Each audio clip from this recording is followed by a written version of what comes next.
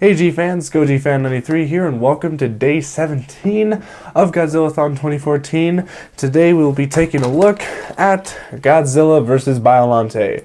The two versions I have are a bootleg copy and the official Blu-ray release, which I highly recommend getting the Blu-ray release because the movie looks fantastic in high definition. Alright, so Godzilla vs. Biollante.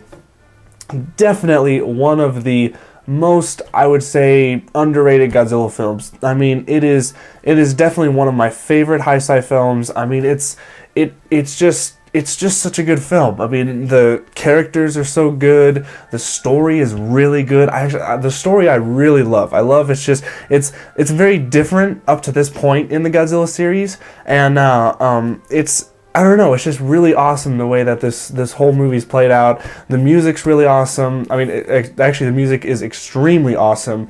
And what's really cool is that even though most of the tracks aren't done by Akira Ifukube, they still managed to fit in Godzilla's theme. They put in the march. It's awesome how they put in some of the classic tunes in this. So it's really awesome. This is the first Heisei film that actually has the Godzilla theme in it. So it's really awesome. And Biollante, the new character, she is awesome, and Godzilla looks awesome too. He has a little bit of a change in the suit design to, I guess, make him look a little bit more modern. And the design that they went with for this movie, they kind of use it for the rest of the Heisei film. They don't, you know, it's tinkered, it's changed with throughout the films, but mostly this is the look that they stick with, which I kind of like. And that's the thing that I love about the Heisei series is that every film has continuity with each other, and I love how it's a very self-contained series, because the Showa series up until Godzilla vs. the Sea Monster, a lot of the films were it just like happened. Everything you couldn't really understand is this connected or the blah blah blah. But that's what I love about the Heisei series, is that it's short but it's very sweet. So yeah, basically Godzilla's back. Obviously, okay, that was stupid.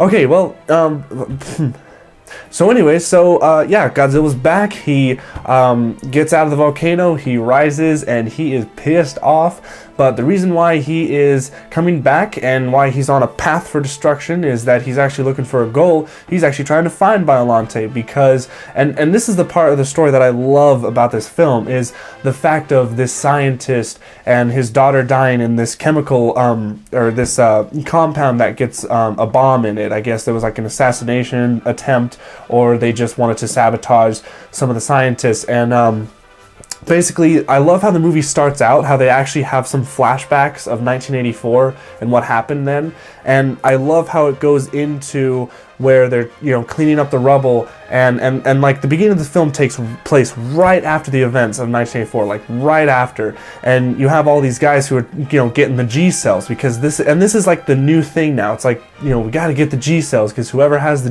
G cells has the most power, and I love it.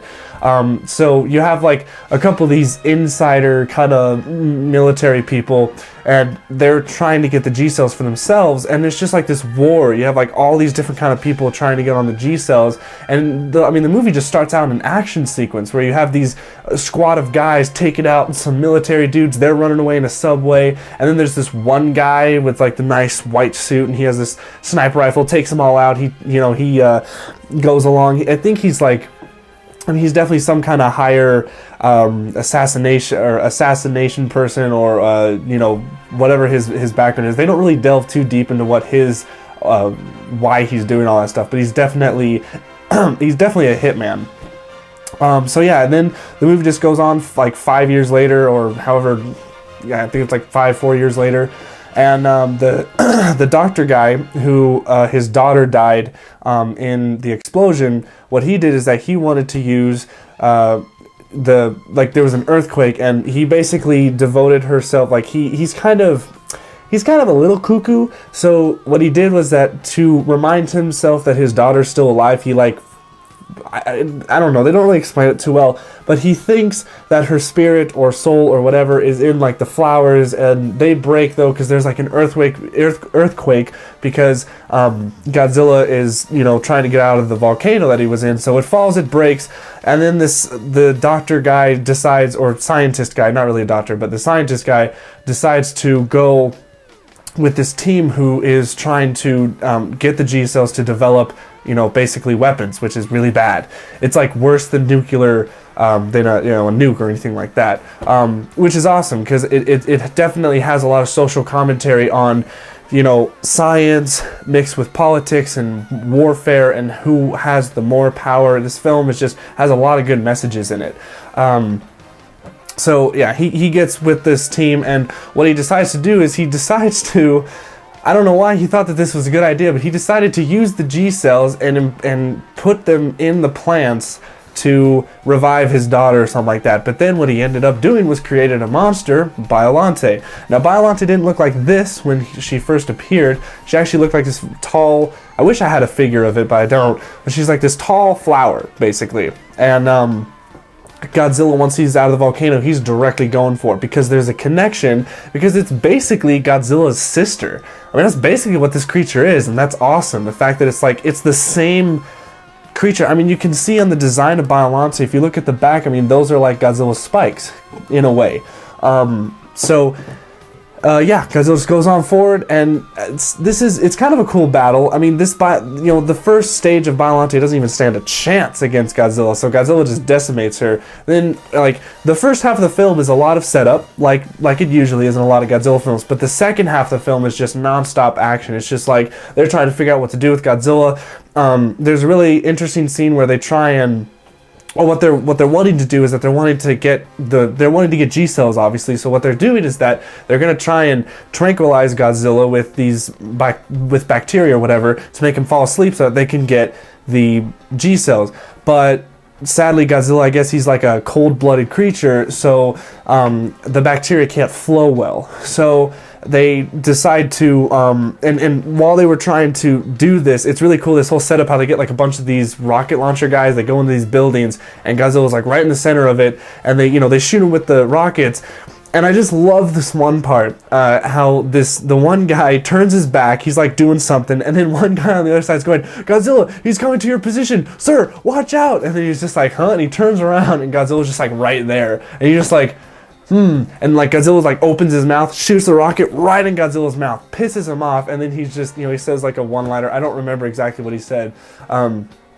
He said something like the chemical name of it, and he's like, "Well, it's bad for you. You might as well, cigarettes are better for you." Or I don't know, whatever he said. But then Godzilla just kills him, and I don't know. That part was just really funny. I love that. Then just continues on. Oh yeah, by the way, they bring back the Super X, so now it's the Super X 2.